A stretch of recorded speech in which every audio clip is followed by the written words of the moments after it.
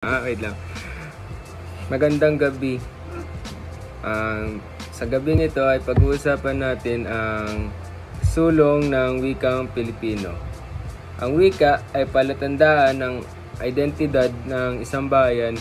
Ang wikang ito kapag ginagamit sa edukasyon ay makakatulong na malaki sa pagpapalalim sa mga idea ng pagmamahal sa bayan, pagpapahalaga sa kasaysayan.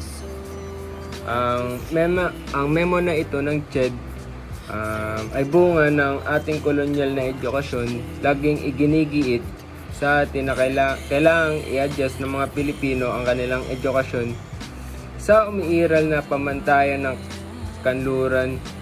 Sa pag-angkop na iyon, nagkakaroon ng mentality na kinukumpuni palagi ang ating sistemang edukasyon. Ang CHED memo ay ang siyang malinaw na pagkukumpuni sa sistema.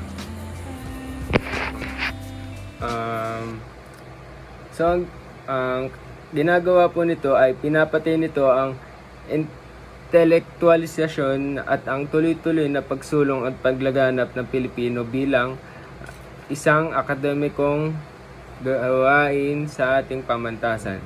Hindi ito nagbibigay galang o respeto sa naabot na ng wikang Pilipino bilang isang larangan ng scientifico at akademikong pag-aaral. Ang Pilipino bilang isang wika ay isang simbolo ng ating pagkabansa, pero hindi lamang dapat ito manatili bilang isang simbolo. Ito dapat ay maging isang wika na ginagamit natin sa lahat ng mga larangan ng ating kaalaman.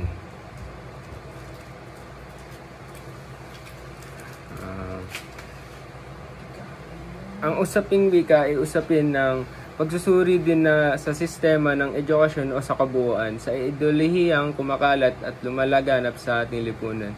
Tiyaking walang maisasarang departamento o walang matatanggal na guro, lalo na sa larangan ng araling Pilipino at nagtuturo ng wikang Pilipino.